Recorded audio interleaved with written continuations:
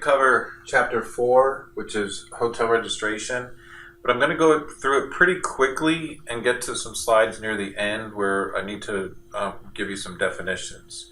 So basically the whole section, chapter 4, talks about the registration process. So here are the 5 steps of the registration process, and pretty much the rest of the notes just go through the definitions of things that you need to do during the process. So I'm not going to read every single slide and every single thing because it's pretty self-explanatory. Pre-registration is just before registration, and here are some things that you can do for different types of guests. Then you create the registration record, and this is the information that is on a normal registration record, and it can be used to help you design your guest history database. Then there's certain things in terms of room assignments. 2 important things that you want to remember is that the long-term status of a room is through its reservation status, and the short-term status of its room is through housekeeping. Makes sense. You can't sell a room short-term if it's not clean, and you can't sell a room if it's going to already be reserved for another guest. And then a room status discrepancy is when the front desk and housekeeping say different things. Housekeeping thinks the room is occupied and the front desk thinks it's vacant. An example of a reservation status is here. So these rooms, if you were trying to check a guest into these rooms, they have reservations already blocked for them, and it's hard to see here, but it says the name of the guest and the reservation. So these rooms that are empty with the white, those are the only rooms that you could actually put a guest into. So that's the reservation status. And actually it also shows housekeeping status because right here it says that the room is clean. So that would be a room that you could put a guest into. Rate assignment is pretty simple. The rack rate is the established rate, and then you have discounted rates off of that. You have corporate rates, you have group rates, basically pretty self-explanatory. There's really 3 ways that you can look at in terms of packages. One is the American plan. This shows what the American plan is, which covers everything. A modified American plan covers room and 2 meals. And then the European plan is everything is separate. Kind of the other way around. A lot of times in Europe, they do the American plan, and in America, they do the European plan. There's a history to that, but just if you remember the different plans, that's good enough for rate plans. And then obviously, there's a bunch of ways that you can pay. Cash, you don't get charging privileges. Cash and personal checks are pretty much the same in terms of charging privileges, but the large majority of your clientele is going to pay with a credit card. And then, as it says here, the issuing the room key completes the registration process. You never want to announce the room key. You don't hand over the key to a guest and say, "You're in room 102," for obviously safety reasons, so people in the lobby don't understand or don't hear what room the guest is in. And then if you have a bell staff, you want to hand the key to the bell staff and then introduce the guest to the bell staff. This, as I say here, it's not the last step. It really should be done before the room is assigned. And this is just looking at the guest reservation and seeing if there are specific things that they want, or asking the guest, would you like a high floor or a different type of view? You need a king bed or a double bed or whatever it is, because it's much easier to ask the guest at this phase than it is to book them, give them the key, and then they say, "Oh, I want a king, bay view," when you gave them a double city view. And then Americans with Disabilities Act rooms, the ADA rooms, you want to sell those last so that in case somebody who comes in who does need one, you have one available. So really, this is kind of how it looks, that you fulfill a special request here in kind of this step 2.5. Upselling is just that, trying to get a guest into a room that they didn't have in the first place. So they made a reservation for a double room, but you try to upsell it into a suite room. Once again, pretty self-explanatory. So here are some of the things that I need to define. So a vacant and ready or a vacant and inspected room, that's in red because those are the only rooms that you can sell. As I showed you before, that computer screen, those are the rooms that the front desk says is vacant And the ready or inspected, there's two different terms. It's not vacant and ready and inspected. It's either vacant and ready in some POS systems, or it's vacant and inspected in other ones. But a vacant room is vacant at the front desk and ready/inspected by housekeeping. So that's the room that you sell. Out of order is just that. There's something wrong with it. You cannot sell it.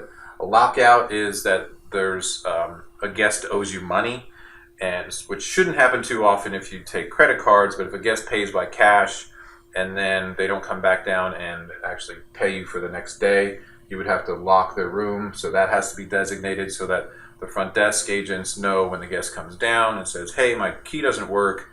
You need to look and say, oh, okay, by the way, Mr. Smith, you also owe us for tonight's room and tax. A due out and a checkout are the same thing. The person's going to leave. And a late checkout is just that. Most hotels will charge people a late checkout fee if they're going to stay for a few hours. If they're going to stay a half hour, hour after past checkout, usually you don't charge, but if they want to stay till 5, 6 o'clock at night, there's some kind of late checkout fee. An occupied room is, once again, just that, is occupied. Complimentary means that it's free. Usually there's two reasons why you give a complimentary room. One is that you messed up and you have to kind of make amends and give somebody a free room. The other common way is that if you have a big group in-house, they would get certain complimentary rooms based on the number of rooms that they purchased. So here are some things that I need to define as well. So a stayover, pretty simple. It's just a room that a guest is going to stay over from tonight till tomorrow. So this is important for housekeeping because housekeeping is going to clean a stayover much differently than they clean a checkout. A stayover, they're going to change the linens and everything else. They might not change the linens if the guest requests that they don't, but they're going to clean. But then on a checkout, there's a much thorough cleaning process. They 100% must change the linens and change out towels and everything else. So a stayover, pretty simple, but it's very important to housekeeping. A sleep out and a sleeper are two different things, but also important. A sleep out is if a guest is checked into a room, but they don't use the room.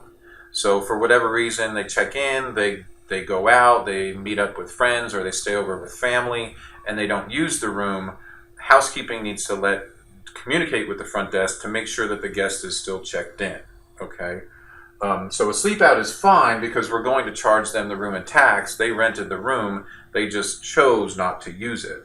A sleeper is bad because a sleeper is that the guest left and perhaps left some shoes or a pair of pants or something, and housekeeping thought that the room was occupied, but then they go in the next morning and see that it's exactly the same way, and really all it was is that the guest left something behind.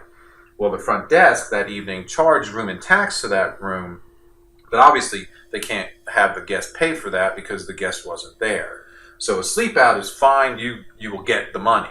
A sleeper, you will not get the money because the guest wasn't physically there, so they're obviously not going to pay. So a sleeper is bad because you've charged room and tax, you thought you made that money, and then you wind up that you didn't because housekeeping and the front desk did not communicate.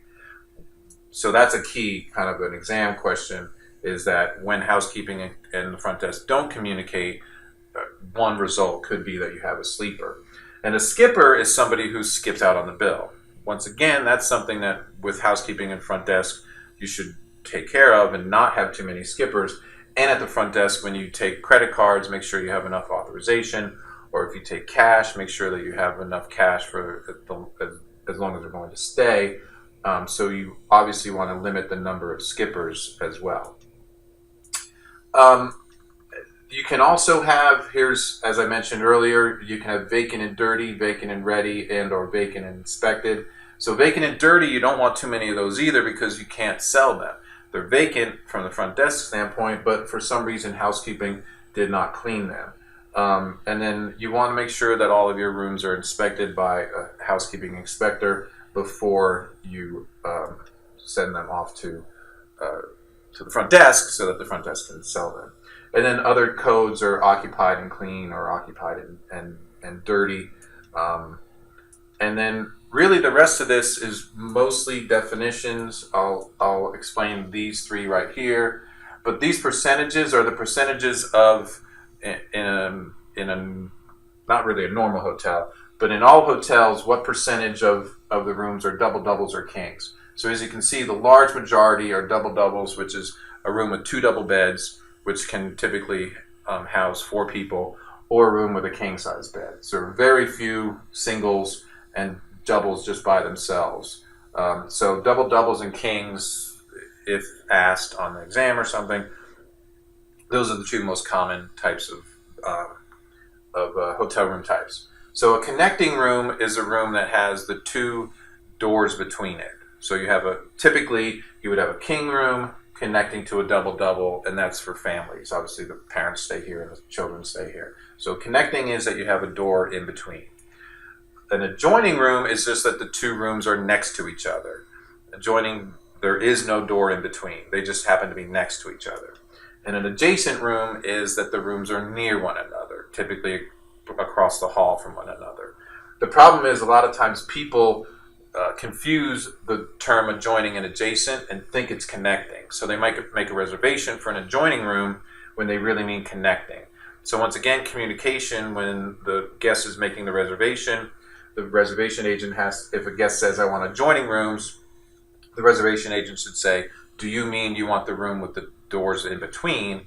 And then the guest would say yes, and then the reservation agent says, okay, well that's a connecting room, we'll make a reservation for that. Because if a guest makes a reservation for adjoining, and then they get to the hotel and they're not connecting and they thought it was, most hotels don't have too many connecting rooms, so then you can come into a problem with the guest not being satisfied because they said adjoining, but they meant connecting.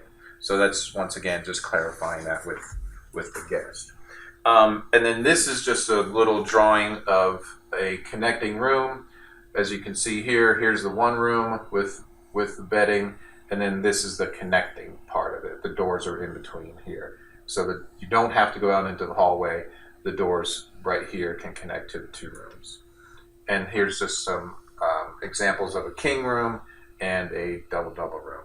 So that's it for chapter 4, and we'll continue on with the notes. Oh, by the way, these notes, the PowerPoint slides, will also be on separately from this video. So you can look at the notes on your own, but then you can also come back to the video to check and make sure you understand all the definitions. Great, thank you.